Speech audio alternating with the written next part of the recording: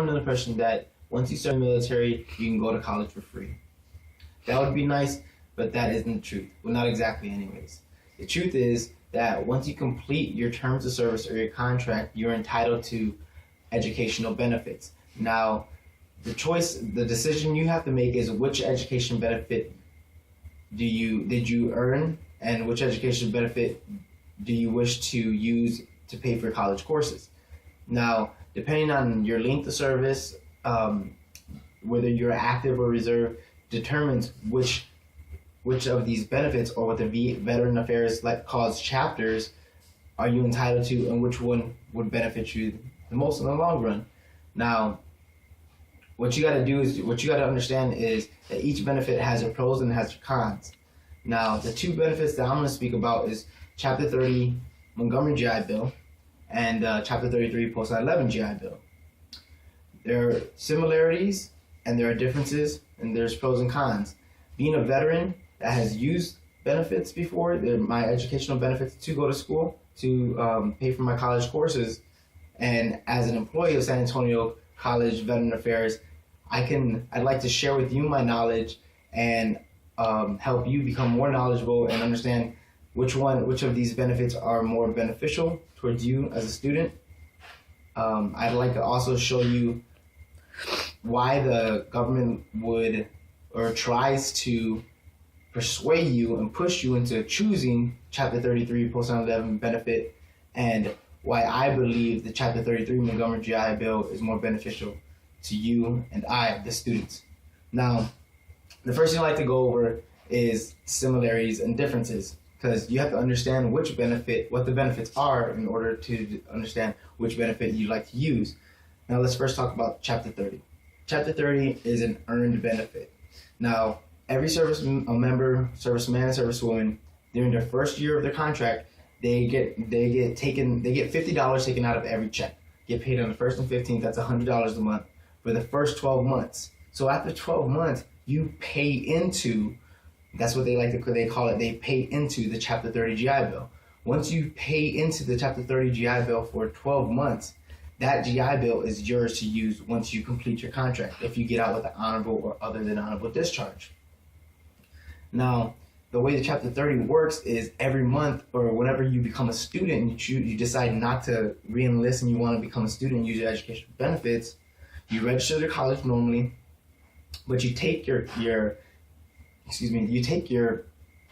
schedule along with your account summary, which shows the school and the VA how much the school is charging tuition fee wise, and they at the VA office they'll then certify your classes, or they have the VA pay for your classes. That's what certification means. They have the VA pay for your classes, and on the first of the month, or the first week of the month, you'll get a check, a nice check. It should be $1,500 more or less. That's Chapter 30.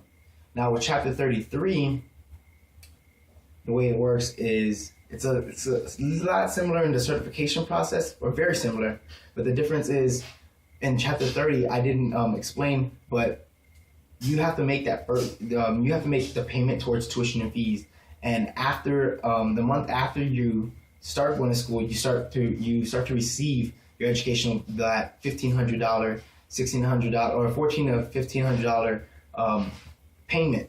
Now, with Chapter 33, you never have to spend a penny. That's why it's simpler, easier. Lots of students like to choose Chapter 33 because of the simplicity of it. You just go and bring your schedule, you bring how much your classes cost. They'll give you a voucher to take to the business office. They pay for your classes. Boom. Then on the 30th, on the 1st of the month, your check is going to be there. So you never pay a dime for tuition, and you get paid on the 1st of the month every month. It's as simple as it gets. But there's a catch. It was, President George W. Bush, he approved Chapter 33 because what it does is, with both of the benefits, your educational benefits is the possibility of having 48 months. Think of it as 48 months. But each of the two benefits are 36 months. So there's a possibility of having an extra 12 months. And you wonder, why aren't they just both 48 months? Well, they're 36 months for a reason. Now, if you choose Chapter 30, you're going to get that 36 months. And once the 36 months is up, you can apply for Chapter 33 and use 12 more months of the benefit of Chapter 33. Now, that's the pro. That's the what I like to say is the argument for choosing Chapter 30, because you can get paid to be a student for 4 years, whereas Chapter 33, if you choose, you relinquish, you have to waive your right to Chapter 30, and you jump straight into 33, and you get 36 months, 3 years, no more, no less. So that's a con of 30. Even though 33, even though it's simpler and it's easier, you never have to pay a dime in your pocket, you give up an extra year of getting paid of being a student. Now, if you're okay with relinquishing a whole 12 months of tuition and fees and a nice little check to get paid as a student, well then I say go for it and try 33. But if you're like me, don't know when you have to retake the class, how long it is going to take you to figure out what you want to do with your which degree you like to pursue, and whatever the case is, sometimes you don't just get your degrees that fast or right on track. I'd say you should go with Chapter 30. Chapter 30 has that longevity, has that extra 12 months, and it's just the better decision to make. Now, those are the similarities, those are the differences.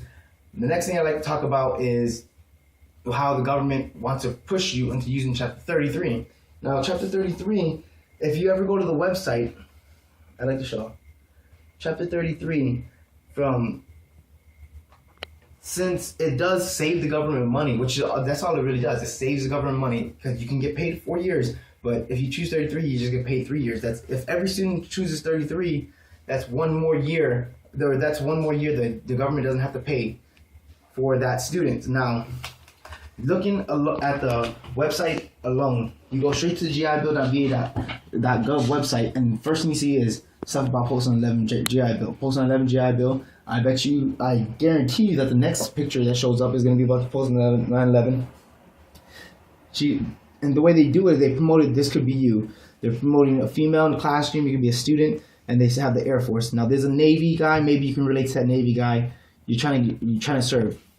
My point being, the very first thing you see is GI Bill, the Post 11 GI Bill. Now, even if you look up here, when it talks about the services, one second. It talks about the services. It says Post 11 GI Bill and the other programs. They do this specifically so it could stand out. Now, another example: when you're actually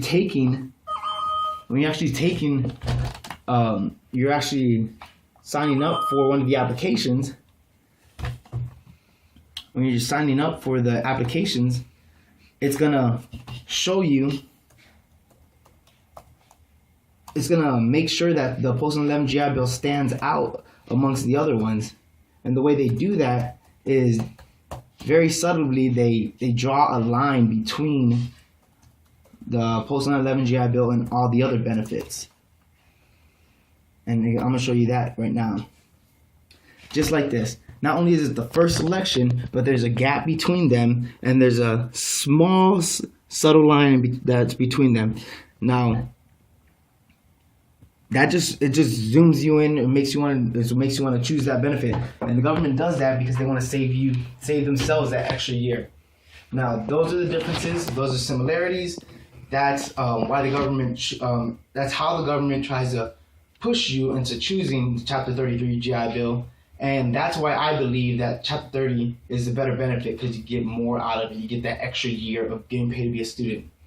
Now, when it all comes down to it, when it comes down to the end of it, I'd like to just ask you one question. If it's you or someone you know that has to choose between Chapter 30 and Chapter 33 GI Bill, the one question you have to ask yourself is, if you get the same amount of money in the long run, which benefit lasts longer? Do you want to go to school for 3 years, or do you want to go to school for 4 years? Now, if you want to go to school for 3 years, choose Chapter 33, Post 11 GI Bill. But if you want to go to school and get paid for it for 4 years, I say choose Chapter 30, Montgomery GI Bill. Thank you.